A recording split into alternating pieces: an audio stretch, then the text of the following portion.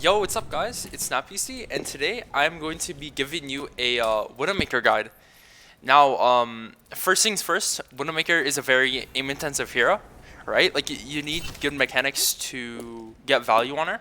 However, there are other things you can do on top of aiming well to get value on her, and a lot of that comes from your positioning. So, let me give you guys an example. Depending on where you are on the map as Widow, you can, like, pressure the other team in a certain way, and obviously some spots are better than others, so I'll show you. Now, Junkertown, for example, right? Junkertown is quite a good Widow map just because there's very long sight lines, and there's multiple of those sorry, I can't speak. There's a variety of those sight lines that you can take. So on defense, if the enemy team has the payload past this bridge, often Widows want to peek there, right? So you can like hold this angle, maybe take a few shots. Often Tracers and Genjis used to like to flank to the left, so you can place a Venom Mine there, and then you can see where they are, and then you can take a shot. Like a lot of Widow is just like knowing which angle to look at, right? Because let's say if you're looking here, right? Like looking for someone to flank on the right side, like it's a lot harder to flick to like the left side or to main than to just position your crosshair by it, because then you're ready to take the shot, right? And then you don't have to adjust your crosshair. Whereas like if you have to flick, it's a lot more difficult. So another thing as Widow is that like she's not very ability dependent. Sure, you need to know when to use your grapple, where to Venom Mine, and when to Venom Mine, and whatnot, but like she's not nearly as ability reliant as other characters. And an example of that is Doomfist. Like without Doomfist having his abilities, he can't do anything. But with Widow, as long as she's in a decent position and she's not getting dove, she can get away with not having her grapple cooldown. Now, that being said, you want to use grapple effectively, and I'll show you guys how to do that. So, grappling, I think the two main things that people can use grapple for is either going for jump shots or disengaging. So, let's say if there's a monkey here, the monkey dives you, and your supports are over there. You want to grapple to your supports, and then like,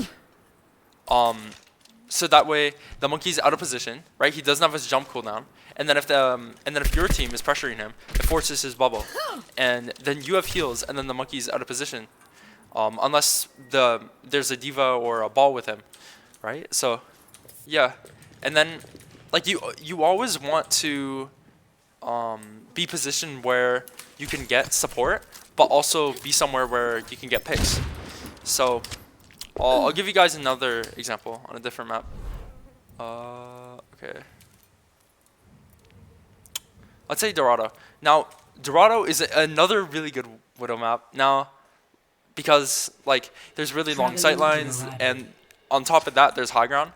Junkertown has a lot of high ground too, but Dorado, like, since it's like, I don't know, it just has like different types. So for example, you can like go on stairs here and like look for an angle. It's not always optimal to do that, but like if someone has to take a shot here, then they can. You can go up here, you can go up there, you can go on that bridge, and this map's excellent for jump shotting because of these like long towers. So yeah, like let's say if there's Zenyatta spawning, right? He gets killed, and then like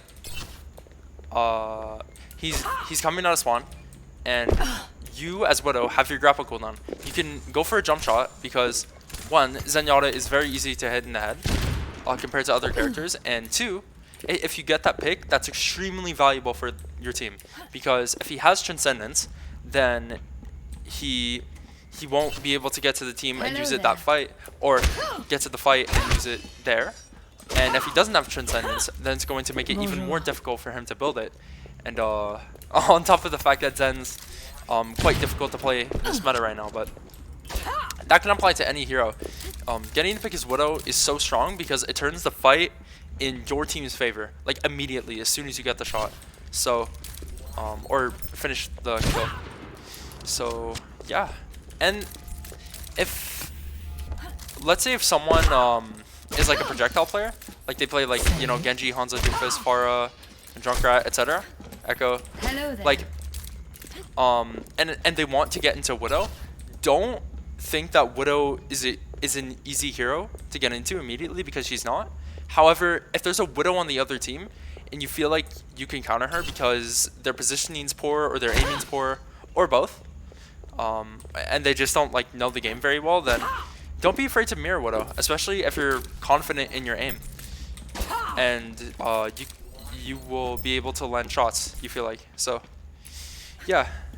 Another thing as Widow, additionally, is that since Widowmaker is the type of hero that, on the topic of mirror widowing, that like if there's a Widow on the other team that's getting value, you want to mirror that Widow if you can outclass them, because if you shut the Widow down, that's your job, and that means the Widow's not doing their job, and that means it's a 65 at least for your team. So that will either force them to switch or make them tilted, which will make them play worse. And obviously your team has numbers, and they can't hold certain sight lines, and your team as well as you can position yourself more effectively. And yeah, so another thing as Widow too is that as far as aiming goes, since she's a very aim intensive hero, is that like you don't, and back to like the flick topic, you don't like you don't always need to flick. Like you can, by holding angles and like not necessarily pre-firing but being prepared to shoot, like you can get picks easily. Like watch, like I won't even have to aim, but let's say if I come from here, right, the training bot's there, and I shoot, like I don't need to aim that shot, but like I just shoot. But let's say if this is another Widowmaker, you want to crouch when they shoot, because like it's going to be a lot harder for a Widow to like flick down and shoot you, rather than you just like standing still like this and like shooting. So yeah, like Widow is a hero that if you have good aim and a good understanding and a solid understanding of positioning, then you can certainly get a lot of value as her. Now, if some of you guys are like in the platinum diamond range, it might be hard to hold on, I gotta turn on the one. It might be hard to mirror Widow against Smurfs, since often Smurfs have really good aim and positioning, right? Or they're cheating, but even if they're not cheating, they can still be like a really solid player. So you have to be careful of that. And on that topic, to counter Widow, something very good to do is diving. So some dive heroes you can play to counter Widow, like Winston's always a solid one, because bubble blocks her LOS, forces her to reposition. Jump also forces her to reposition, right? Because if a Widow doesn't move and a monkey's on her, like and the monkey uses bubble, like 99% of the time, or 90% of the time, the Widow can't kill the monkey. So that's favorable for them. And you want, and as the person countering the Widow, you want to be aware of that and try to like play around the Widow's weaknesses to kill her. So that can be done by diving with another tank, such as Monkey Diva, Monkey Ball, Diva Ball. If you're on like some unorthodox tank comp like Monkey Sigma, it's going to be harder to pressure the Widow because you don't have another tank, though it can be done. And yeah, alright, for DPS, there's a variety of heroes that can counter her. The biggest counter to a Widow is, to be honest, like a Widowmaker on the other team that's better than them. Because since she's a mechanically demanding hero, if there's a person on the other team that has better aim than them, and additionally like better positioning, then that Widow is dead. And then it's like the team that has the better Widow has the advantage automatically, and that's why a lot of people say that she's broken, because like she has such a big impact on the game. Now I personally don't believe she's broken just because she involves skill, but you know, she is regardless a really impactful hero theoretically. So but yeah, other than Widow, dive heroes are also really solid against her. Tracer is a good option if you're able to take high grounds, which can be hard sometimes because Widow has a one shot. But and that's where characters like Genji come in. Since Genji's better now,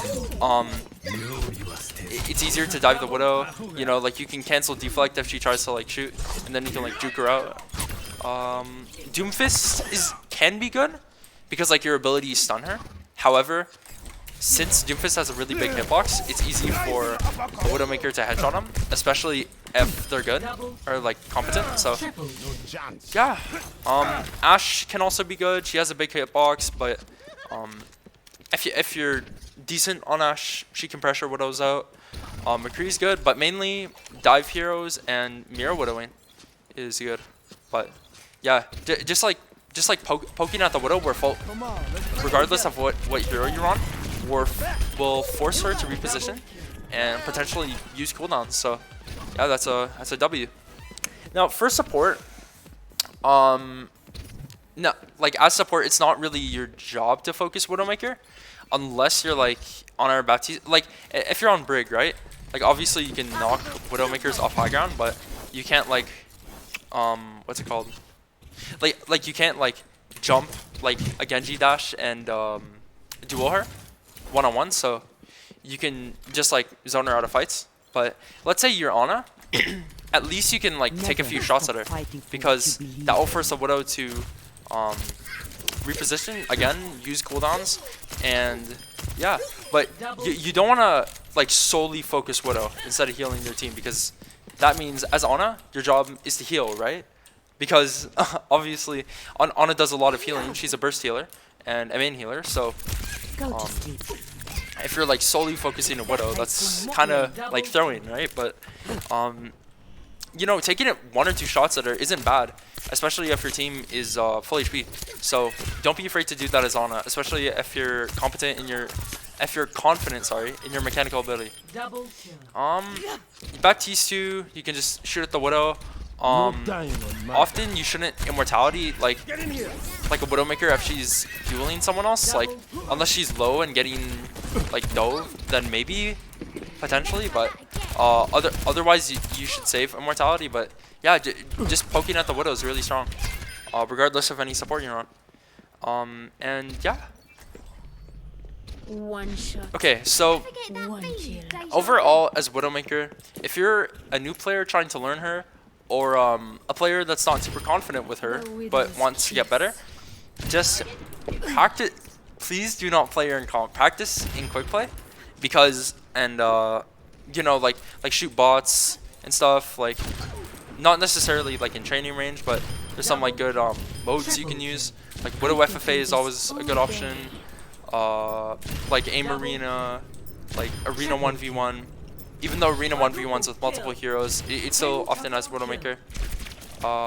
And yeah, just like get good mechanical ability and watch your gameplay back, especially if you're not confident on Widow, to gain good positioning and game sense, of course. So yeah, and lastly, as Widowmaker, Infrasight. Now I saved this one for last because Infrasight I feel like is a very misunderstood ultimate. Now, Widows shouldn't use Infrasight just to frag out. Like you shouldn't let's say there's a tracer behind, right? Like, look at this tracer. Like let's say there's a tracer behind. Like you shouldn't use Infrasight and just try to like frag here, because the tracer is gonna dive you, and most often you're not gonna get like value in this position. Like obviously this isn't like a real game scenario, but if you're going to die to someone, you shouldn't use Infrasight anyway, because your team's not going to get value off it, and you're not going to get value off it since you're dead. And Infrasight doesn't work when a Widowmaker's down. Oh, I can't hit this tracer. They're cracked. But yeah.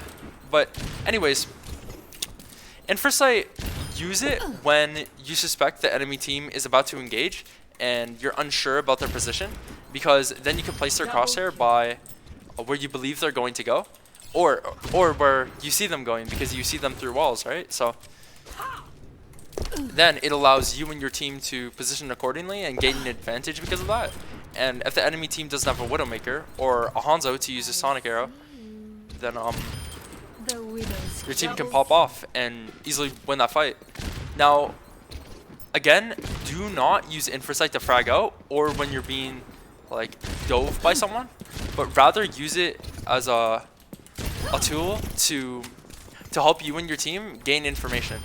Now, it's not like an ultimate like Riptire, for example, where you can just like kill 6 people in a Zarya grab, but rather it's an ability that provides you and your team with knowledge about like where to be positioned.